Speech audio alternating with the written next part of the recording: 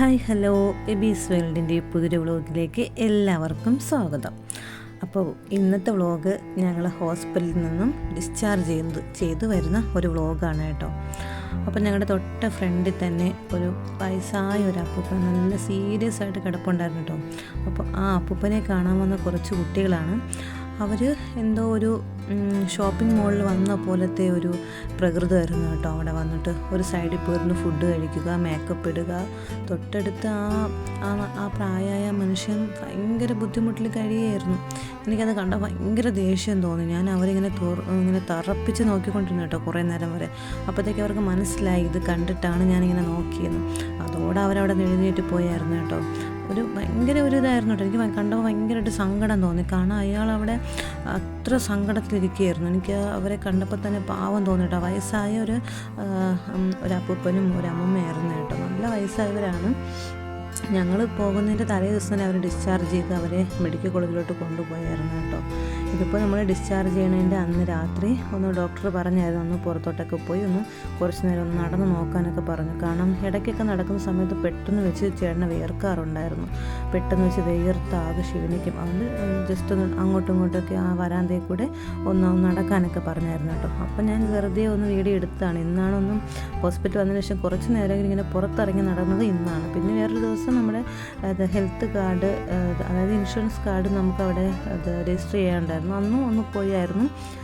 അത് ജസ്റ്റ് ഒന്ന് പോയി ചേട്ടൻ്റെ വിരലൊന്ന് പതിപ്പിക്കും വരെ അവിടെ പോയിരുന്നായിരുന്നു. അത് കഴിഞ്ഞിട്ട് പിന്നെ അങ്ങോട്ടൊന്നും പോയിട്ടില്ല. പിന്നെ ഇന്ന് ഫുഡ് കഴിക്കാൻ ഞങ്ങൾ അങ്ങ് അറ്റത്തെ ഡെസ്കിൽ വന്ന് ഇടയ്ക്കൊക്കെ വന്നിരിക്കും. മഴയില്ലാത്തപ്പോൾ വന്നിരിക്കും. പിന്നെ അങ്ങനെ ഒന്നും പുറത്തോട്ടൊന്നും അങ്ങനെ ചേട്ടാ അധികം ഇറങ്ങാറില്ല. പിന്നെ ബാത്റൂമിലൊക്കെ പോകാൻ വേണ്ടി സൈഡിലാണ് ബാത്റൂം ഒക്കെ ഉള്ളത്. അവിടെ പോകുന്നല്ലാതെ ഒന്നും പോകത്തില്ല കേട്ടോ. ഇതിപ്പോൾ പിറ്റേ ദിവസം വെളുപ്പിന് ചേട്ടന് രാവിലെ തന്നെ കുറച്ച് ടെസ്റ്റും കാര്യങ്ങളൊക്കെ ഉണ്ട്.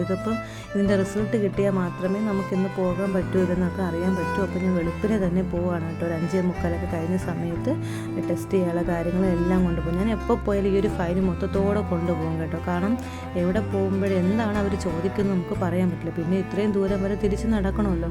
അതുകൊണ്ട് ഞാൻ എവിടെ പോയാലും ഒരു ക്യാൻറ്റീനിൽ പോയാൽ പോലും ഞാൻ ആദ്യമൊക്കെ ഇതും കൊണ്ടുപോകാമായിരുന്നു കേട്ടോ. എന്തെങ്കിലും നമ്മൾ ഇതുമായിട്ട് പോകുന്ന സമയത്തായിരിക്കും എന്തെങ്കിലും റിസൾട്ടിനോ കാര്യത്തിനോ വിളിച്ചാലോ എന്ന് പറഞ്ഞാൽ ആ വഴിക്ക് തന്നെ അങ്ങ് പോയി വാങ്ങിക്കാമല്ലോ എന്ന് കരുതിയിട്ട് ഞാൻ എപ്പോഴും ഇതിങ്ങനെ കൊണ്ടുപോകും കേട്ടോ. ഇതിപ്പോൾ ഞാൻ അവിടെയൊക്കെ ക്യൂ ഒക്കെ നിന്ന് ബ്ലഡൊക്കെ കൊടുത്തതിന് ശേഷം തിരിച്ച് വന്നതാണ് കേട്ടോ. അതാ ഇപ്പോഴേ രാവിലെ തന്നെ അവിടെ ക്യൂ ആണ് കേട്ടോ. OP എടുക്കാൻ വേണ്ടിയിട്ട് വെളുപ്പിനേ ആൾക്കാർ വന്നിരിക്കും. പക്ഷേ തിങ്കളാഴ്ച ദിവസം ഭയങ്കര തിരക്കുള്ള ദിവസമാണ് കേട്ടോ. തിങ്കളാഴ്ച എന്ന് പറയുമ്പോഴത്തേക്ക് അത് കഴിഞ്ഞാൽ പിന്നെ വേറെ കുഴപ്പമില്ല. ഇത് പിന്നീട് ഒരു 8:30-9 മണി അടുപ്പിച്ച് ഞാൻ റിസൾട്ട് വാങ്ങിക്കാൻ പോയിട്ട് വന്നതാണ് കേട്ടോ. ഇതാണ് ആ സമയത്ത് ഇവിടെ ലൈവായിട്ട് നടക്കുന്ന ഭയങ്കര തിരക്കും കാര്യങ്ങളും. കൂടുതലും മൺഡേയാണ് ഭയങ്കര തിരക്കുള്ള ദിവസം. അത് കഴിഞ്ഞാൽ വലിയ തിരക്കാണ്. കാരണം ഞായറാഴ്ചയൊന്നും OP ആയിട്ട് വലുതായിട്ടില്ലല്ലോ. അങ്ങനെ നമ്മൾ വിചാരിച്ച പോലെ തന്നെ നമുക്കൊന്ന് പേര് വെട്ടിയായിരുന്നു കേട്ടോ. അപ്പോൾ ഞാൻ പെട്ടെന്നൊക്കെ പോയി കുളിച്ച് ഡ്രസ്സൊക്കെ മാറിയെന്ന് തോന്നുന്നു കേട്ടോ. എനിക്ക് ഓർമ്മയില്ല. കുളിച്ച് ഡ്രസ്സൊക്കെ മാറിയതിന് ശേഷം നമുക്കവിടെ നിന്ന് മെഡിസിനും കാര്യങ്ങളൊക്കെ ഉണ്ട് കേട്ടോ. അതൊക്കെ വാങ്ങിച്ചിട്ട് നേരെ റൂമിലോട്ട് പോയി. നമുക്ക് 397 നമ്പർ. അതൊക്കെ വെച്ചിട്ടാണ് പോയത്. അപ്പോൾ ഞാൻ കുളിച്ച് മാറിയിട്ടാണ് കേട്ടോ ആ ഡ്രസ്സൊക്കെ ചേഞ്ച് ചെയ്തിട്ടാണ് ഞാൻ ഇത് വാങ്ങിക്കാനായിട്ട് പോയത്, അതായത് മരുന്നൊക്കെ വാങ്ങിക്കാൻ വേണ്ടി പോയത്. പിന്നീട് നമ്മുടെ ഹെൽത്ത് കാർഡ് നമ്മളവിടെ കൊടുത്തല്ലോ, അത് തിരിച്ച് വാങ്ങിക്കാൻ വേണ്ടിയിട്ട് നമ്മളവിടെ ഇത് തൊട്ടടുത്ത് തന്നെ ഉണ്ട് കേട്ടോ. അവിടെ പോയി അതെല്ലാം ശരിയാക്കിയതിന് ശേഷം കുറേ നേരം വരെ അവിടെ ഇരുന്ന് കേട്ടോ. പിന്നീട് ഞാൻ വീട്ടിൽ നിന്ന് തന്നെ ഒരു ഓട്ടോ വീട്ടിൽ നിന്നാണ് വിളിച്ചിട്ട് വന്നത് കേട്ടോ. അപ്പോൾ നമ്മുടെ ഇവിടെ സ്ഥിരമായിട്ട് ഞാൻ എപ്പോഴും പോകുന്നൊരു ഓട്ടോയാണ്. അപ്പോൾ ഞാൻ ആദ്യം നമ്മൾ ഹോസ്പിറ്റലിലോട്ട് വന്ന ഓട്ടോ വിളിച്ചു കേട്ടോ. അപ്പോൾ ചേട്ടൻ്റെ മാമൻ്റെ ഓട്ടോ ഞങ്ങൾ വിളിച്ചായിരുന്നു. അപ്പോഴത്തേക്കും മാമന് വരാൻ പറ്റാത്ത ബുദ്ധിമുട്ടായതുകൊണ്ട് വേറൊരു ചേട്ടൻ്റെ ഓട്ടോയാണ് ഞങ്ങൾ വിളിച്ചത്. അതിലാണ് ഞങ്ങൾ പോയത് കേട്ടോ. വീട്ടിലോട്ട് കുറച്ച് നേരം വരെ അവിടെ ഒരു അരമണിക്കൂറോളം വെയിറ്റ് ചെയ്യേണ്ടി വന്നു. കാരണം ഞാൻ വിചാരിച്ചു പെട്ടെന്ന് തന്നെ നമുക്കിത് ആ ഒരു കാർഡ് കിട്ടുമെന്ന് വിചാരിച്ചു. പക്ഷേ കിട്ടിയില്ല, നല്ല ലേറ്റായിട്ടാണ് കിട്ടിയത്. അങ്ങനെ ഞങ്ങളിത് ഓട്ടോയിൽ ഞങ്ങൾ വീട്ടിലോട്ട് വന്നു. അപ്പോൾ അന്ന് ഹെബി വീട്ടിലുണ്ടായിരുന്നു കേട്ടോ. അവന് കുറച്ച് അസുഖമൊക്കെ ഉള്ളത് കൊണ്ട് തന്നെ അവനും വീട്ടിലുണ്ടായിരുന്നു. പക്ഷെ ഞങ്ങൾ വീട്ടിൽ വന്ന സമയത്ത് അവൻ ഇല്ലായിരുന്നു. അവനും ഹോസ്പിറ്റലിലായിരുന്നു ആ സമയത്ത്. ഉച്ചയൊക്കെ കഴിഞ്ഞു കേട്ടോ അവനും വീട്ടിലോട്ട് എത്തിയ സമയത്ത്. നമുക്ക് പിന്നെ ഹോസ്പിറ്റലിൽ വന്ന ക്ഷീണമൊക്കെ ആയതുകൊണ്ട് നമ്മൾ അങ്ങോട്ടൊന്നും പോയിട്ടുണ്ടായിരുന്നില്ല. പിന്നെ ഇത് ഹോസ്പിറ്റലിൽ നിന്ന് ഞാൻ കുറേ വീഡിയോസിലൊക്കെ കാണിച്ച് തന്നെ കുറേ ഫോട്ടോസും കാര്യങ്ങളും ഹോസ്പിറ്റലിൽ വെച്ചെടുത്തത്. പിന്നെ വീട്ടിലെ കുറേ ഫോട്ടോ ഞാൻ അങ്ങനെയാണ് അതിൽ കുറച്ച് ലെങ്ത് വേണ്ടേ, ഒരു വീഡിയോ കാണുമ്പോൾ ലെങ്ത് വേണ്ടെന്ന് പറഞ്ഞിട്ട് ഞാൻ അങ്ങനെയൊക്കെ കുറേ കാര്യങ്ങളാണ് ഇട്ടിരിക്കുന്നത് കേട്ടോ.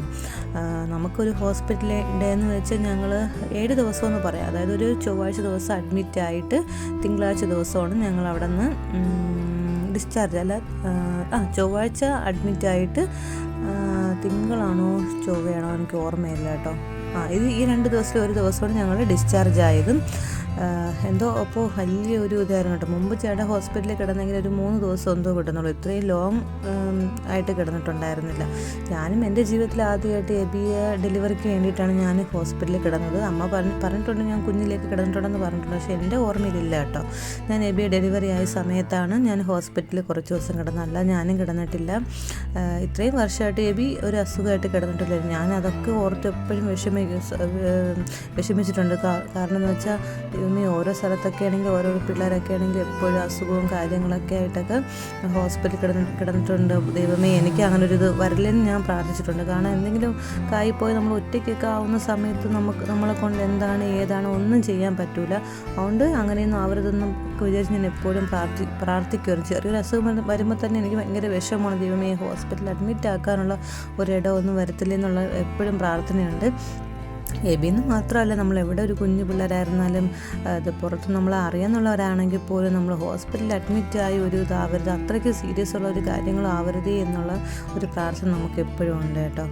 അപ്പോൾ നമ്മളെ ദൈവം എല്ലാ കാര്യത്തിലും അങ്ങനെ സംരക്ഷിച്ചൊക്കെ കൊണ്ടുവരുന്നുണ്ട്. ദൈവത്തിനോട് ഒരുപാട് നന്ദിയുണ്ട്.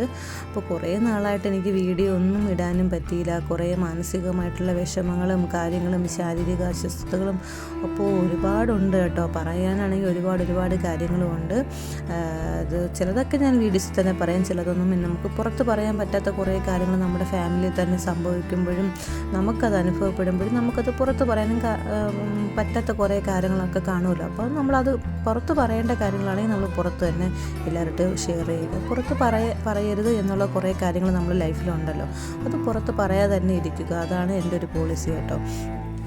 ഞാൻ അങ്ങനെ തന്നെയാണ് ഞാനൊരു വീഡിയോസ് ഇടുന്നത്. എല്ലാവർക്കും സന്തോഷം തരുന്ന കുറേ കാര്യങ്ങളായിരിക്കുന്ന സമയത്ത് ഞാൻ വീഡിയോസിലും കാര്യത്തിലൊക്കെ പറയാറുണ്ട്. പിന്നെ എല്ലാവരും കേൾക്കുമ്പോൾ ഒരു ഇത് തോന്നുന്ന കാര്യങ്ങളോ ആർക്കും ഇഷ്ടപ്പെടാത്ത കാര്യങ്ങളോ അങ്ങനെയുള്ള കാര്യങ്ങളൊന്നും ഞാൻ പൊതുവേ അങ്ങനെ യൂട്യൂബ് വീഡിയോസിൽ നമ്മുടെ എല്ലാ ലൈഫ് ഫുള്ള് തുറന്ന് വെച്ചിരിക്കുന്ന ഒരു ആക്കാറില്ല. എനിക്കതിനോട് വലിയ താല്പര്യമില്ല. പിന്നെ ഇനിയുള്ള കാര്യങ്ങൾ എങ്ങനെയെന്ന് അറിഞ്ഞാൽ ഇത്രയും വർഷം കൊണ്ട് ഞാൻ കുറേ വീഡിയോസും കാര്യങ്ങളൊക്കെ ഇട്ടിട്ടുണ്ട്. അതിലൊന്നും ഞാൻ അങ്ങനെ ആർക്കും ഒരു ഹേർട്ടാവുന്ന രീതിയിലുള്ള ഒരു കാര്യങ്ങൾ ഞാൻ അങ്ങനെ ഇട്ടിട്ടുമില്ല. അഥവാ അങ്ങനെ എന്തെങ്കിലും ഉണ്ട് എങ്കിൽ പോലും തന്നെ ഞാൻ അപ്പോൾ തന്നെ ഡിലീറ്റ് ചെയ്ത് കളയുകയും ചെയ്യും. അങ്ങനെയൊക്കെയാണ് കേട്ടോ. അപ്പോൾ ഞാൻ ഈ ഇടുന്ന വീഡിയോസ് എല്ലാവർക്കും ഇഷ്ടപ്പെടുന്നു എന്ന് തന്നെയാണ് എൻ്റെ വിശ്വാസം. അതുകൊണ്ടാണ് ഞാൻ കുറേ വീഡിയോസൊക്കെ ഇടും. ചിലയിടത്ത് എനിക്ക് വീഡിയോ ഒക്കെ എടുക്കുന്ന സമയത്ത് പറയും ഞങ്ങളുടെ വീഡിയോ കൂടി ഇടണമെന്ന് പറയും. ചിലർക്കൊന്നും താല്പര്യം കാണില്ല. അപ്പോൾ നമുക്ക് കാണുമ്പോൾ തന്നെ മനസ്സിലാവുമല്ലോ അവർക്ക് താല്പര്യമില്ല എന്നുള്ള കാര്യം. അപ്പോൾ തന്നെ ഞാൻ അവരെ അങ്ങനെ എടുക്കാറുമില്ല. ഇഷ്ടമുള്ളവരെ അവരിങ്ങോട്ട് തന്നെ പറയും ഞങ്ങളെ വീഡിയോ ഇടണമെന്നൊക്കെ പറയും. പിന്നെ എൻ്റെ വീട്ടിൽ പോകുന്ന സമയത്തായിരുന്നാലും ഞാൻ കുറേ വീഡിയോസും കാര്യങ്ങളൊക്കെ എടുത്തിട്ടൊക്കെ ചെയ്യും കേട്ടോ. മറ്റൊരു വീഡിയോ ആയിട്ട് കാണാം. ബൈ.